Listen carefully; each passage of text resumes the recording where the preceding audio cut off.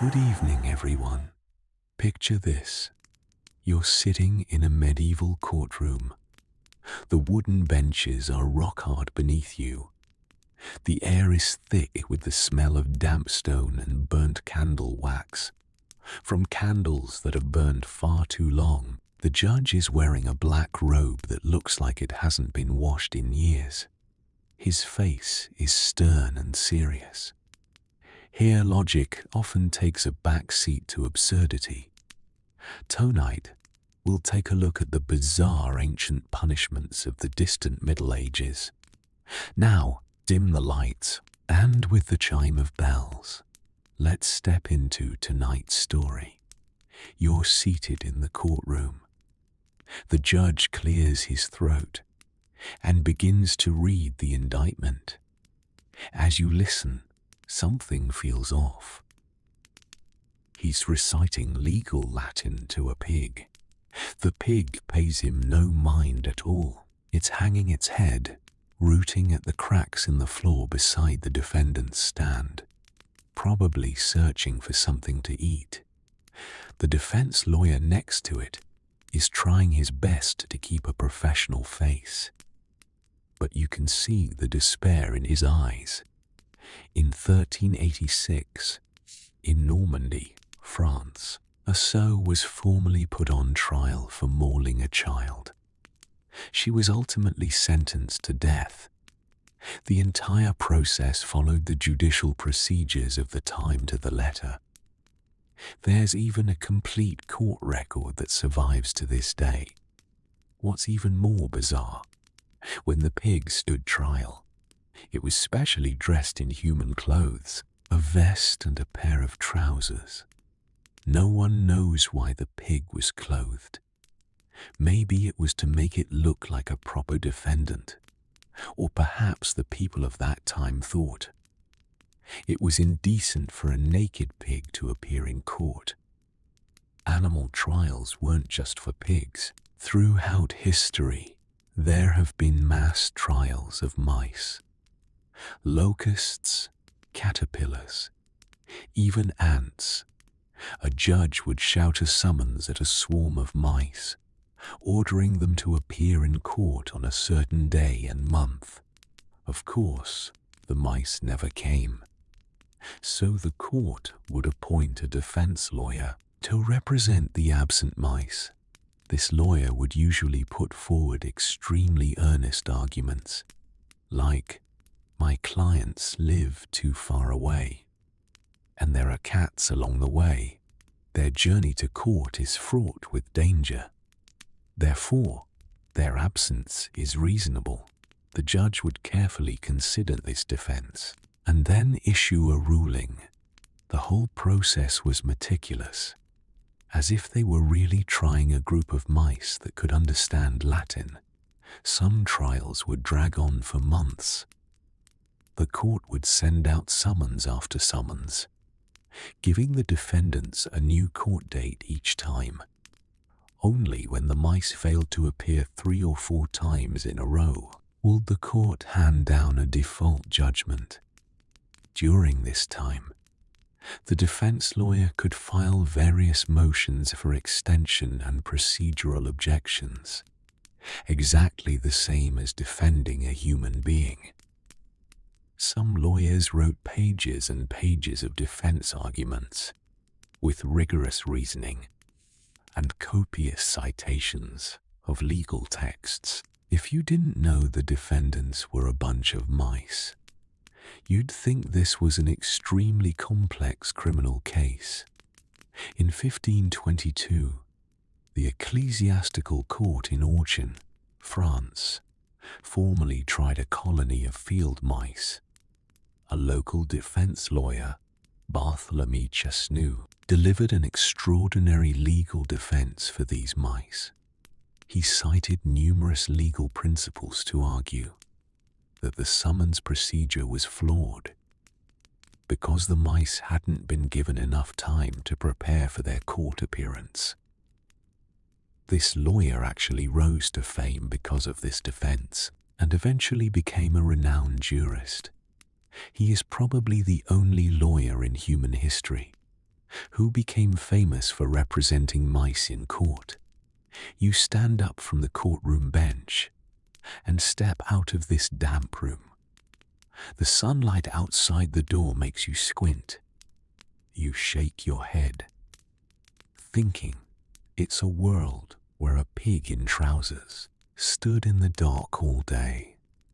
But in the Middle Ages, there were many more ridiculous punishments, not for animals, but for humans. You're walking down a muddy medieval street. You round a corner and suddenly see a woman. A metal cage-like mask is clamped over her face. Her entire head is enclosed. The front of the mask is carved into a hideous grimace. A bailiff is leading her along the street with a chain. Point and stare, or shake their heads and sigh. This is the medieval Scold's bridle, also known as the gossip's bridle. It had only one purpose: to shut you up if you talked too much, if you gossiped. The mask was popular mainly in the 16th and 17th centuries. In England and Scotland, its target group was mostly talkative women. In that era, if a woman was deemed to talk too much, spread too much gossip, fought with her neighbors too often, or talked back to her husband too much, she might be sentenced by the local court to wear this mask. The mask's design was simple. A metal frame was placed over the head, secured with an iron band that wrapped from the chin around the top of the head. A metal plate or a small spiked iron plate was fixed at the front, fitting right over the mouth, pressing down on the tongue. Some more elaborate designs had small raised bumps on the metal plate. If you tried to speak or move your tongue, you'd press against those bumps, making it even more uncomfortable. So you had no choice but to keep quiet. You couldn't say a word. You even had to swallow carefully. Then you'd be led around the town for everyone to see. You stand by the roadside watching this scene. Your heart is a mix of feelings. On one hand, you think it's absurd to use an iron mask to muffle someone's words. This could clearly be resolved with a good conversation. On the other hand, you think of that neighbor who badmouthed you behind your back at 5 in the morning, and suddenly you think this mask might have its uses. When the woman wearing the mask walked down the street, passers-by reacted in all sorts of ways. Some would laugh at her. Some would feel sorry for her. Some old ladies would stand at their doorsteps and shake their heads, saying, "I told her so. She talks too much." This punishment is, of course, absurd and unjust by today's standards. It was almost exclusively targeted at women, and the standard for what counted as gossiping was set entirely by local male officials. A man boasting loudly about his feats in a tavern was called bold and unrestrained. A woman chatting with her friends in the market might be deemed a gossip. This double standard is obvious gender discrimination by today's lights. But in the social context of that time, maintaining neighborhood harmony was considered an important public matter, and those who couldn't hold their tongues were seen as one of the biggest threats to community peace. It's just that those who couldn't hold their tongues were almost always women. You've just watched the Scold's bridal procession, and you haven't had time to process what you saw. When you're drawn in by a burst of raucous laughter, you follow the sound and see a man stumbling down the middle of the street. His head and hands stick out from the top of a huge wooden barrel. His whole body is encased in it. He looks like a walking wine barrel with a human head. Every step he takes, the barrel clatters and bangs. Children on the roadside are doubled over with laughter. This is the medieval drunkard's cloak, also known as the drunkard's barrel. The logic behind this punishment was simple and brutal. You love drinking so much. Then wear this barrel and see if you still love it. The bottom of the wooden barrel would be cut out. A large hole would be made at the top for the head to stick out. 2 small holes on either side for the arms to barely poke through. Then the criminal would wear this barrel and walk the streets. He couldn't sit down because the barrel was too long. He couldn't use his hands to cover his face because the angle at which his hands stuck out of the holes was extremely awkward. He could barely even walk steadily because the barrel was heavy, and chances are he was still hungover. You step closer and see the man's face is bright red. He staggers with each step, stopping every few feet to catch his breath. The barrel is heavy. An adult would be exhausted after walking just 1 block in it. And his sentence is to walk the entire main street, then stand in the market square for an hour. This punishment was particularly popular in Northern Europe.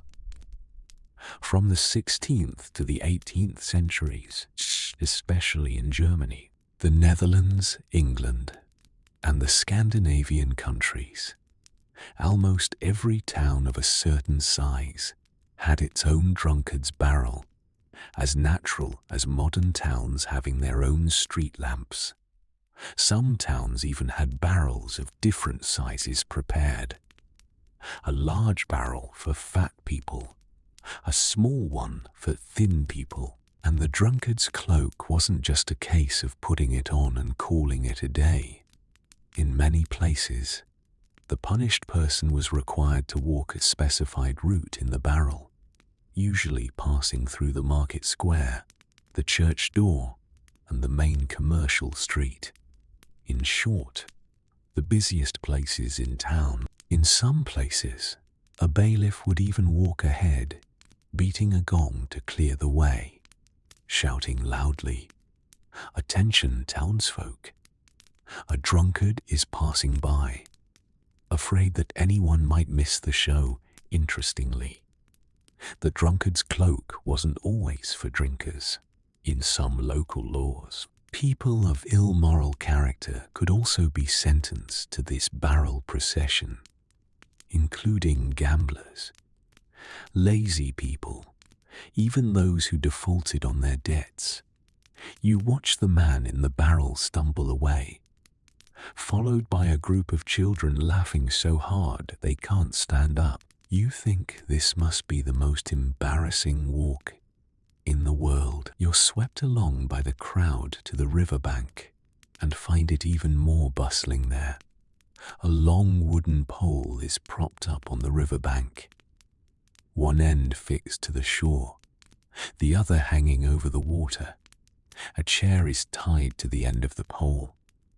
A man is being tied up and forced into the chair. His face is as white as a sheet. He's shouting something, but his voice is drowned out by the cheers of the onlookers. This is the medieval ducking stool, made specifically to punish bakers who shortchanged their customers. Bread was an absolute necessity of life in the Middle Ages. Ordinary people got a large portion of their daily calorie intake from bread, so the quality and weight of bread were an extremely serious matter. If a baker adulterated their bread, used inferior flour, or charged you for a pound of bread, but only gave you half a pound, it wasn't just a commercial dispute. It was shaking the very foundation of social stability. So medieval towns had strict controls over bakers. Every town had special inspectors, responsible for regularly checking the weight and quality of bread. Once a baker was caught shortchanging customers, and the ducking stool for the worst offences. You watch the criminal in front of you. He's tied to the chair. Then someone presses down on the other end of the long pole, lifting the criminal and the chair high up, hanging them over the water. The onlookers start counting down. The pole is suddenly let go, sending the criminal headfirst into the river. He's pulled back up after a few seconds underwater. This process is repeated several times. The exact number depends on how much he shortchanged his customers. The more he cheated, the longer he stays in the water. You stand on the riverbank, watching the unlucky baker being pulled out of the water for the third time, soaking wet, his hair stuck to his face, looking like a drowned cat. He's coughing, water spurting out of his nose. He looks utterly miserable. The onlookers cheer every single time, as if they're watching a live water park show. A few children even sell snacks by the river, making a little money while the show is on. A pie vendor shouts his wares while snickering. You wonder if his pies are short on filling too.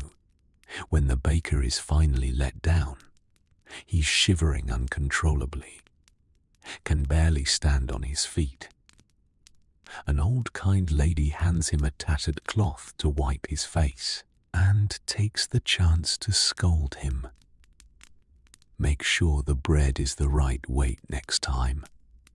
The baker nods, his teeth chattering. He'll probably never want to see a river again for the rest of his life. The ducking stool wasn't just for bakers.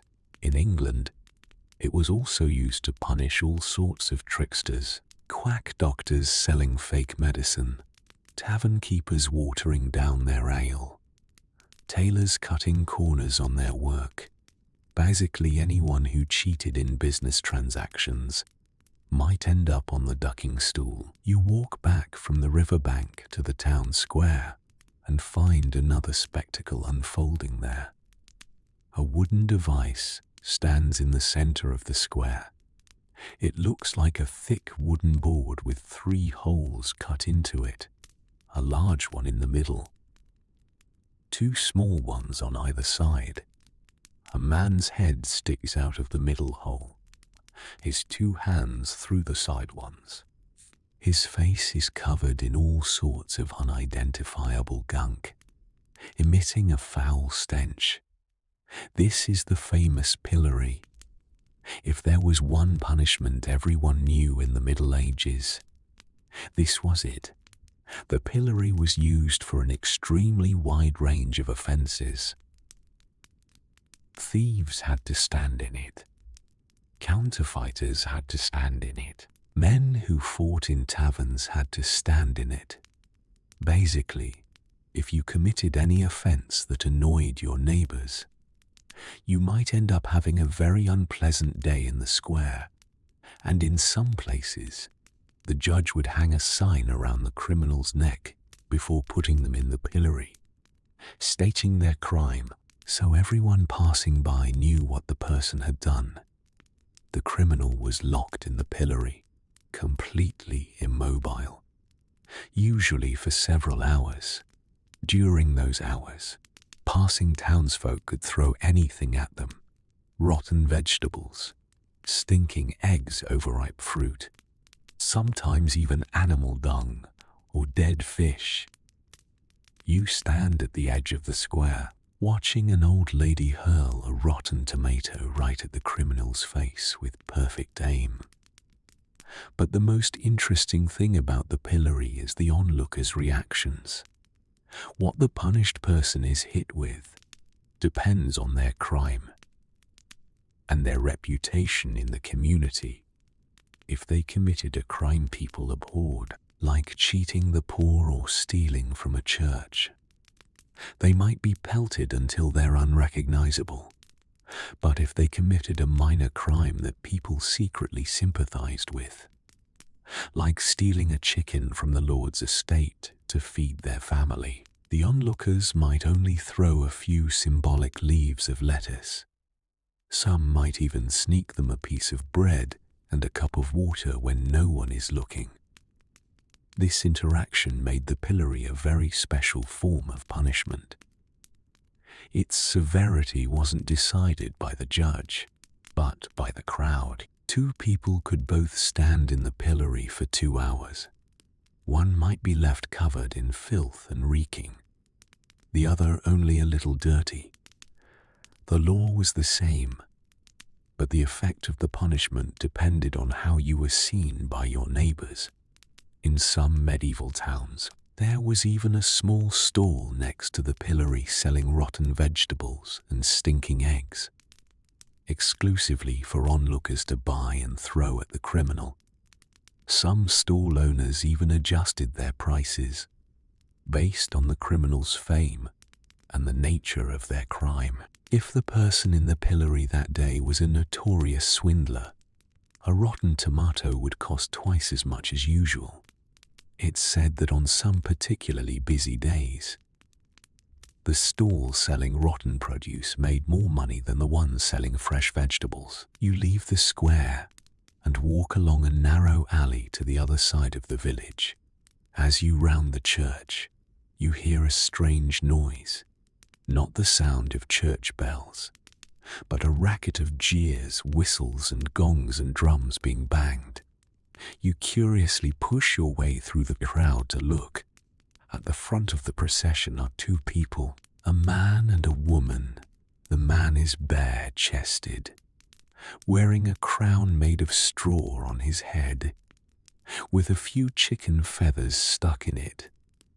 The woman is wearing her coat inside out, a straw wreath on her head too. Behind them is a group of neighbors banging gongs and drums. Some are hitting frying pans as hard as they can. Some are blowing horns. Some are holding ridiculous placards. The whole procession looks like a carnival that's spun out of control. In some parts of France and Germany, people caught having an affair would be forced to wear straw crowns or wreaths and paraded through the busiest parts of town. Throughout the whole process, the onlookers would laugh and shout insults to their heart's content. They'd even make up songs about the couple. Some of these songs were passed down for generations, so much so that the descendants of the accused would still hear people humming them when they walked down the street. You stand by the roadside, watching the procession pass in front of you. The man wearing the straw crown has his head bowed, his eyes empty, as if his soul has left his body. The woman, though, holds her head high, her face set in stubborn defiance. You don't know whether to feel sorry for them or to laugh. People in the crowd are muttering their story, how they were found out, in whose barn it happened, who ratted them out first. In a medieval village, there were no secrets. The procession would first pass the church, so God could see what the 2 had done. Then the market square, so all the merchants would know. Next, the tavern, because the tavern was where information spread the fastest. Finally, it would return to the crossroads at the village entrance, where it would stop for a while, for one last round of collective mockery. The whole process would last an hour or 2. For the people involved, every minute felt like a year. In some towns in Italy, the guilty couple would even be made to ride a donkey backwards. This posture's symbolic meaning was clear enough. Your actions have turned the normal moral order on its head, so you too must be turned upside down. In some places, the donkey would even be strung with bells. This form of punishment was very common in Europe during the Middle Ages and the early modern period. From France to England, from Germany to Italy. Almost every region had its own version. It wasn't an official punishment handed down by a court of law, but more a form of community-led moral enforcement. Neighbors would organize themselves to publicly humiliate anyone they thought had violated moral norms. The whole process had no legal documents, no formal procedures. It was just a group of people showing up at your door with pots and pans, making a racket, until you had to come out and face them. It wasn't just for affairs either. It was also for marriages that people frowned upon, like a young woman marrying an old man, which neighbors thought went against the natural order, or a man marrying a wife who was more assertive than him, a procession to remind him who should be the head of the household. In these cases, it was the community enforcing its own values and social hierarchy. The sound of the drums and gongs fades away around the corner. You keep walking. You turn into a narrow path leading to the military barracks. A crowd has gathered in the open space at the barracks gate. You push your way in to look and see a soldier sitting on a sharp wooden pole, propped up between two tall wooden frames. The top of the pole is sharpened into a triangular ridge, not razor sharp, but definitely uncomfortable. The soldier's face is contorted in pain. His legs hang in the air. The entire weight of his body is pressing down on his groin and the insides of his thighs. He looks utterly miserable. This is the wooden horse, one of the most classic disciplinary punishments in medieval military barracks. The wooden horse worked on a simple principle.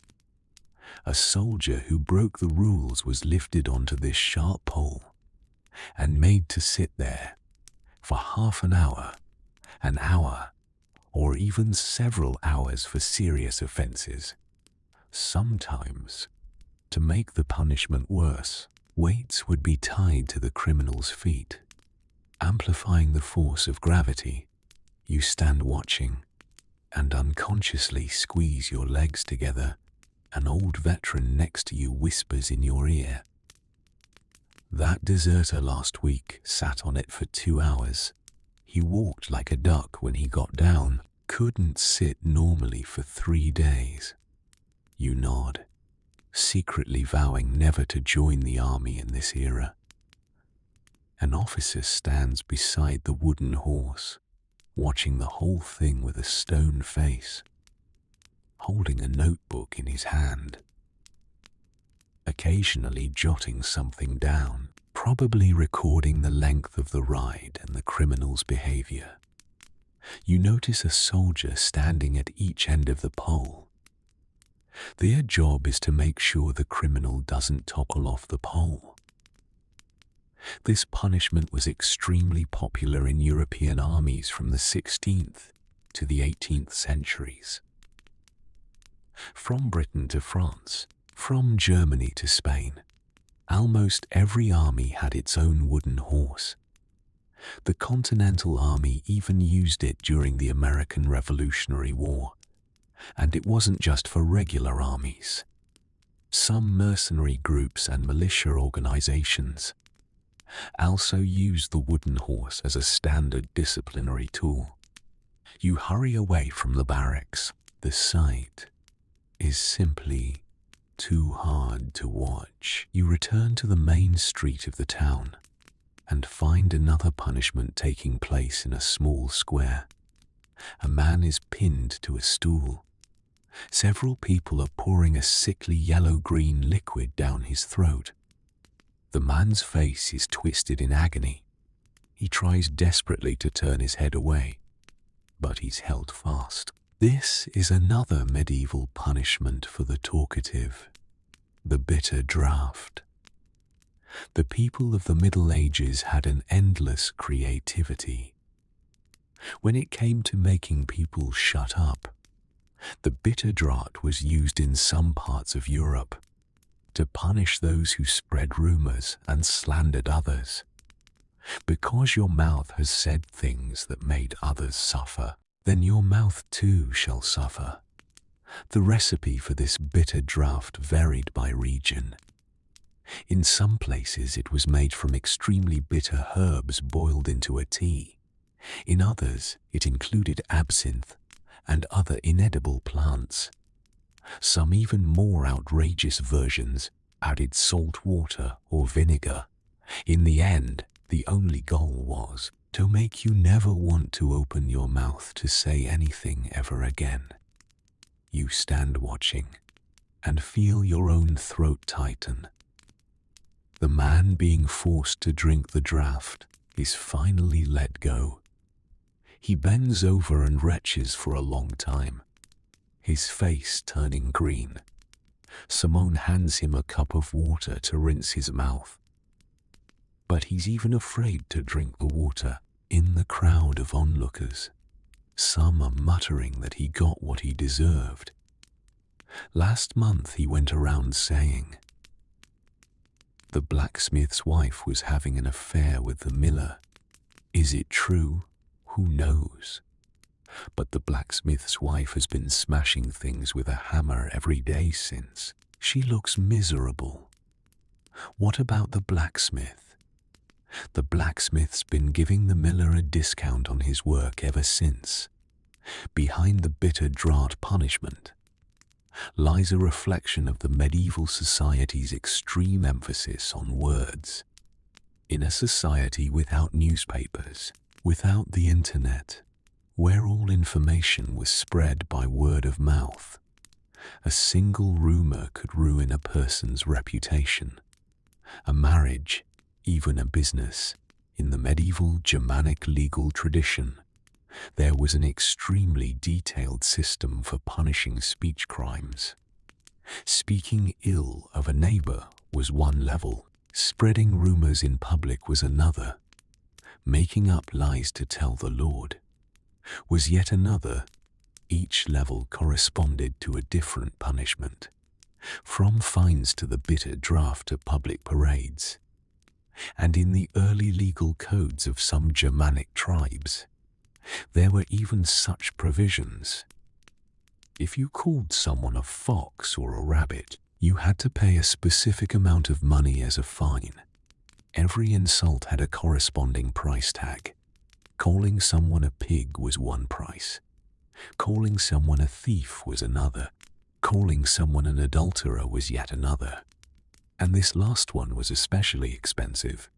If you lost your temper and shouted every curse word you knew, you could end up bankrupt on the spot. Your nose is still tingling in sympathy for the man who drank the bitter draught. And when you turn around, you see another strange sight. At the entrance to the market, a man is standing stiffly upright, his expression filled with extreme embarrassment. A huge pair of stag's antlers are tied to his head, not growing out of it, of course. The antlers are at least 1/2 meter long, standing out like a sore thumb in the crowd, like 2 small trees growing out of his head. His crime was poaching a stag in the Lord's private forest. In medieval Europe, forests were not public resources. Vast swathes of forest belonged to the private property of kings or lords. The animals inside stags, wild boars, rabbits were all the lord's private property. Ordinary people were not allowed to hunt in these forests. They weren't even allowed to pick up fallen branches for firewood. From the moment you stepped into the forest, every step you took was on someone else's property. This rule was enforced particularly strictly in England, After the Norman conquest in 1066, William the Conqueror established an extremely harsh forest law, classifying more than a third of England's land as royal forest. In these areas, the king's stags were more valuable than a farmer's life. Punishments for poaching included fines and imprisonment. During the harshest period of the law, poachers could even be blinded or have their fingers cut off. Later, the punishments gradually became milder, but in the actual enforcement of the law, many places adopted a more educational approach, making poachers wear stag's antlers and stand in the center of the market for everyone to see. The symbolic meaning of the antler headdress was crystal clear. You stole a stag, so now you become the stag. You stand at the market entrance, watching the man with the antlers on his head. His eyes dart around, trying to avoid the gaze of every person passing by. But the antlers are so eye-catching, it's impossible not to notice him. Some passers-by just laugh and walk on. Some stop to chat with him, teasing him with all sorts of deer-related puns. And some particularly annoying children run up to touch his antlers, then scream and run away. But no matter how harsh the law was, it couldn't stop people from being hungry. The enforcers of the forest law often complained that poaching was rife. Some gamekeepers even hunted in secret themselves. After all, the forest was full of fat rabbits. Why let them go to waste? In some regions, poaching even became a form of folk heroism. The story of Robin Hood was born in this context. A man who poached in the Lord's forest was not a criminal in the eyes of the poor, but a hero. You take one last look at the man with the stag's antlers on his head. Then keep walking. You think, maybe 1,000 years from now, people will look back at this scene and think it absurd. But for this man standing in the market right now, this is not history. This is his life. As you leave the market, you hear the faint jingle of bells in the distance. You follow the sound and see a man walking alone down the street. A string of bells is hanging around his neck, jingling with every step he takes. He's walking fast, clearly trying to cross the street as quickly as possible. But the sound of the bells betrays his every move. These are the shame bells, the medieval equivalent of an electronic ankle monitor. In some European towns, people found guilty of minor crimes who didn't need to be imprisoned would be ordered to wear bells around their necks for a few days, weeks. The only purpose of these bells was to let everyone know you were a criminal. You walk down the street, jingling, jingling.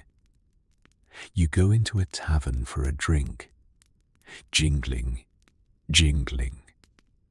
You go to church to pray, still jingling, jingling.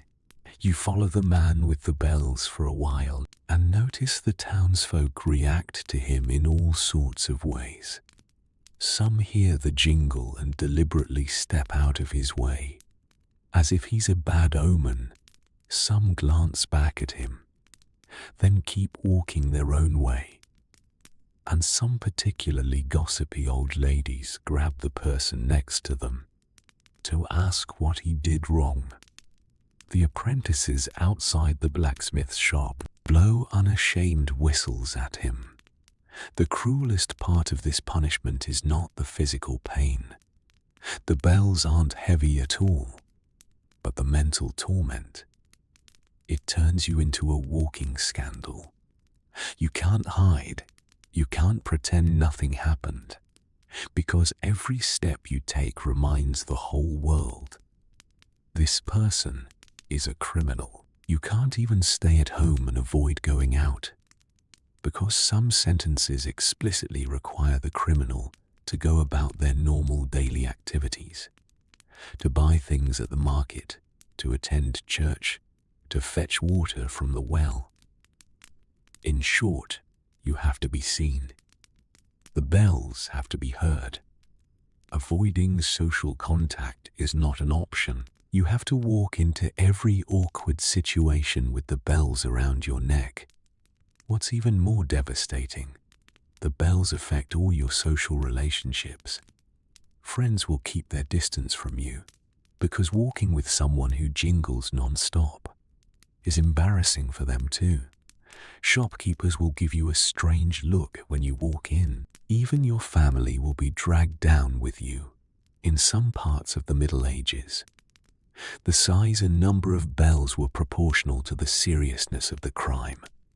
A petty thief might only have to wear 1 or 2 small bells, while a more serious crime might mean a whole string, making you sound like a one-man band when you walk. There are records of some criminals wearing so many bells, it even affected their ability to walk normally. In the court archives of a small town in England, a young man was sentenced to wear bells for 2 weeks for stealing a few apples. 2 weeks later, the bells were removed, but every time the town's children saw him, they'd run up and shake bells next to him, imitating the jingle. The young man eventually left the small town where he'd lived his entire life and moved to a place where no one knew him to start over. You watch the man with the bells disappear around the corner, the jingle fading away into the distance. Maybe the heaviest things in the world are not iron chains and shackles, but the eyes of others. The jingle of the bells fades away. You continue wandering the town and stumble upon a completely different scene. On a shabby road on the outskirts of the town, several people are carrying stones to fill in potholes and dig ditches. They look covered in dust and mud, but their spirits are surprisingly good. This is medieval community labor for people found guilty of minor crimes, like petty theft, drunken brawling, fighting with neighbors. The court would sometimes sentence them to a period of forced labor. The work usually involved building and repairing bridges and roads, cleaning rivers, fixing city walls, and other public works. You walk up and strike up a conversation with the overseer standing nearby. He tells you the people in front of you. Some are here for fighting in the market, some for urinating next to the church, and one for wandering the streets after curfew.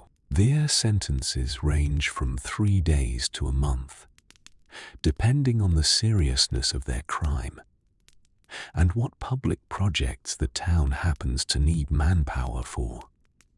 The overseer whispers to you, "Sometimes I wish there were more criminals.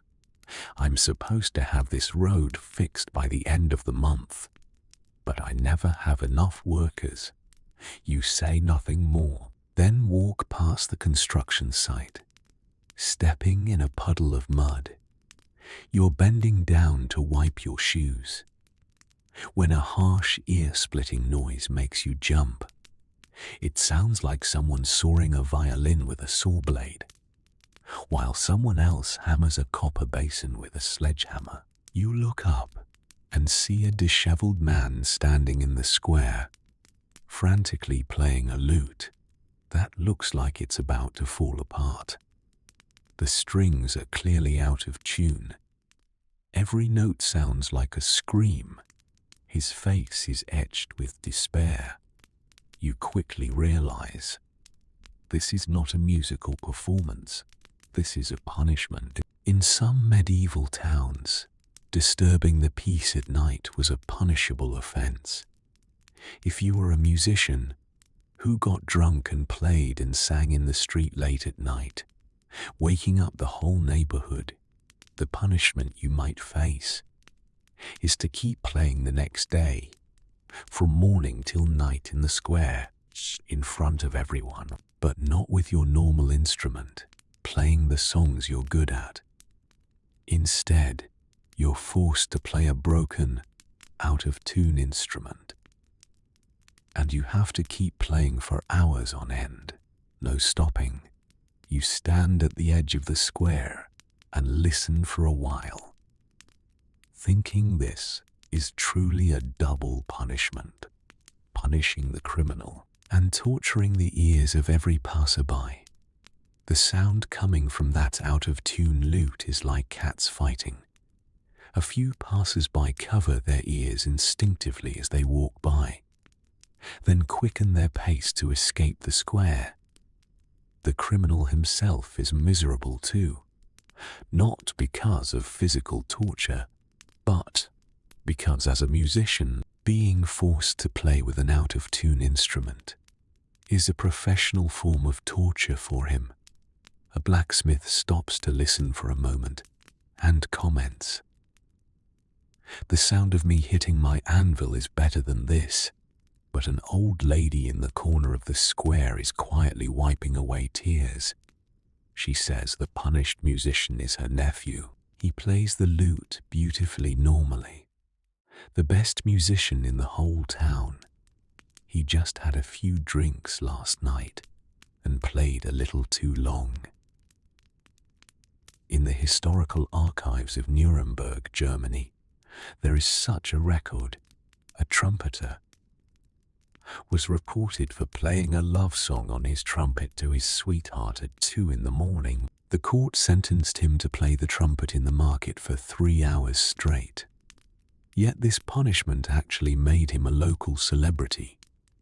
Later, his sweetheart's father even agreed to their marriage, because a man who is willing to play the trumpet in the market for 3 hours is at the very least persistent. You leave the square with the poor musician still playing his tune. The out-of-tune lute music chases you down several streets until you turn into a quiet alley and finally escape it. You decide to find a quiet place to escape the noise. So you walk into the monastery on the edge of the town. Tall stone walls block out the bustle of the outside world.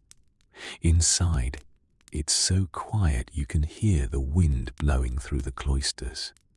You take a deep breath, feeling the whole world calm down.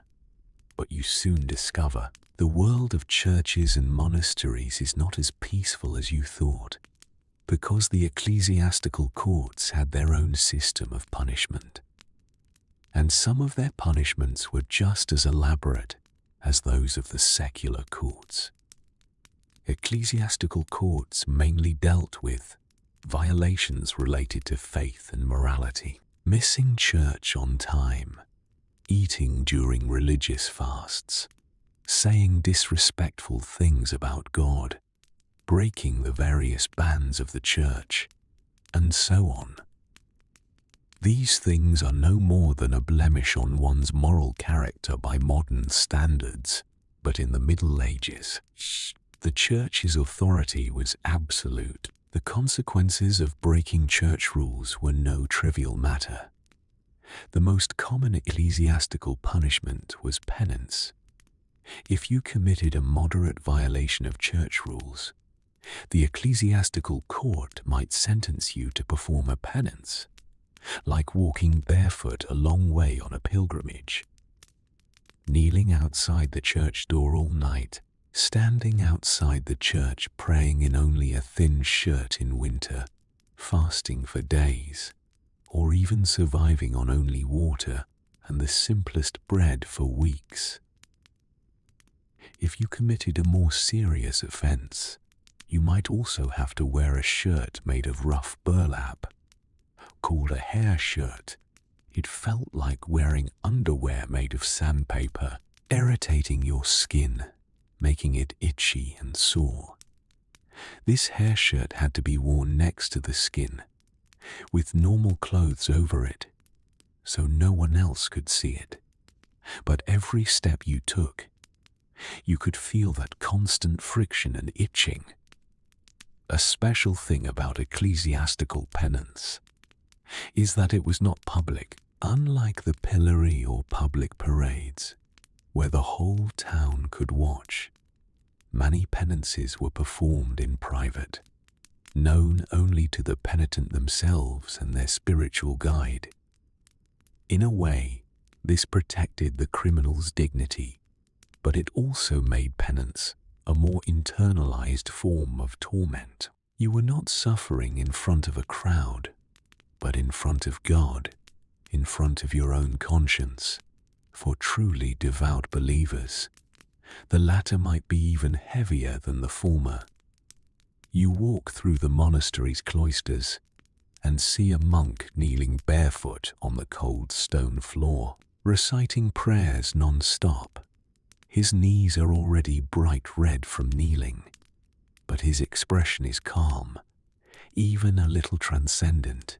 An elderly monk tells you, "This man has been kneeling for 6 hours. He's doing penance."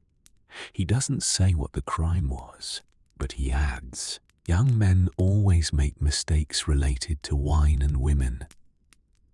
In the early church tradition of Ireland, there are documents called penitentials, which detail the penance punishments corresponding to various crimes.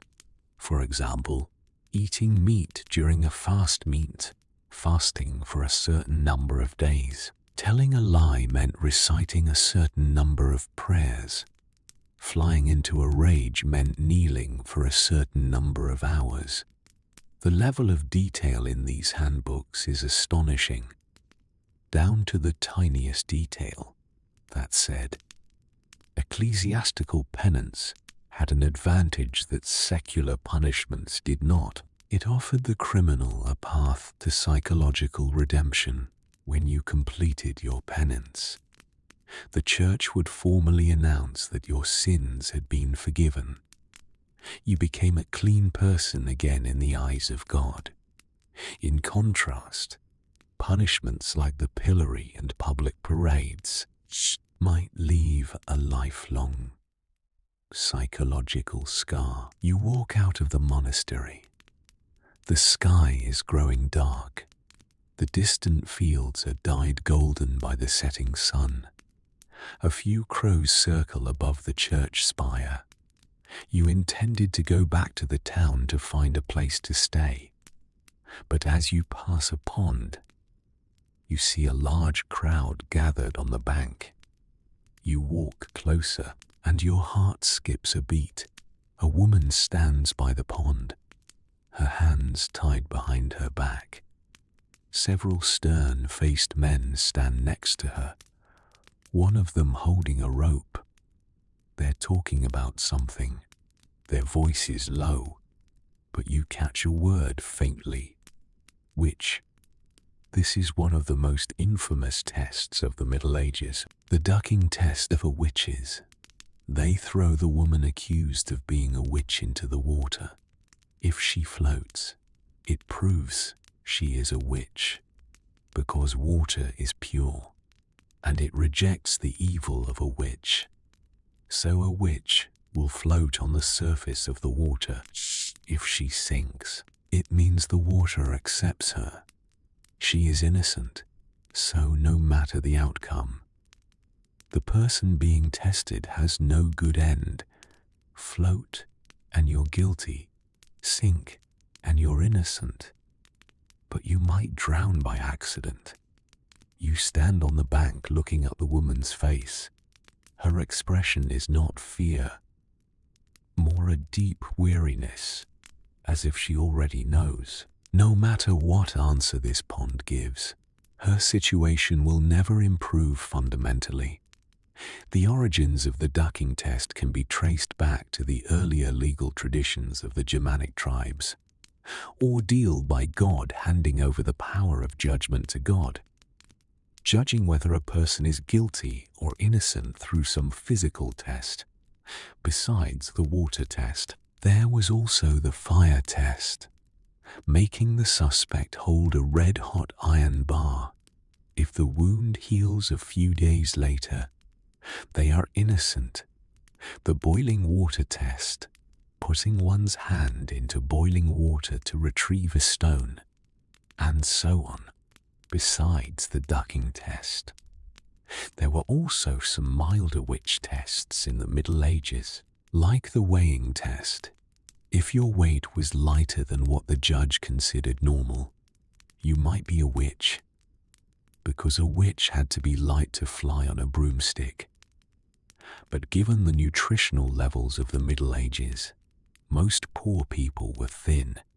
By this standard, half the people in the village would be witches. There was also the tear test. It was said that witches could not cry, so if you did not shed a tear during the trial, it was evidence of your guilt. But the problem is, some people are naturally not prone to crying. Some are too scared to cry. Some are so desperate they can't shed a tear at all. These normal human reactions were all taken as evidence of guilt. You stand by the pond, looking at the woman. You want to say something for her, but you know that speaking up for the suspect in such a situation might make you a suspect too. This is the most terrifying thing about witch trials. They not only punish the accused, but also make everyone fall silent in fear. No one dares to defend the defendant, because defending them could itself be seen as evidence of complicity with a witch. Fear is like a big net, wrapping the entire community in its grasp. You stand by the pond. The sun has completely set. The sky fades from gold to electric blue. A single star appears above the church spire. You pull your coat tighter around you and start to walk back. You think back on all the punishments you've seen today. Some make you laugh, some make you sad, some confuse you, some make you angry. But they are not like the medieval tortures we imagine, filled with blood and screams. They are more like a form of social death. Shame, mockery, exclusion, isolation. These were the main weapons of medieval everyday justice. You've been walking all day. Your legs are sore. You return to the inn. Take off your boots and lie down on a bed covered with straw. Outside the window is the medieval night sky. No light pollution. So many stars they look like a scattering of broken diamonds on the black velvet of the sky. You close your eyes, thinking of all the things you saw today, and slowly drift off to sleep.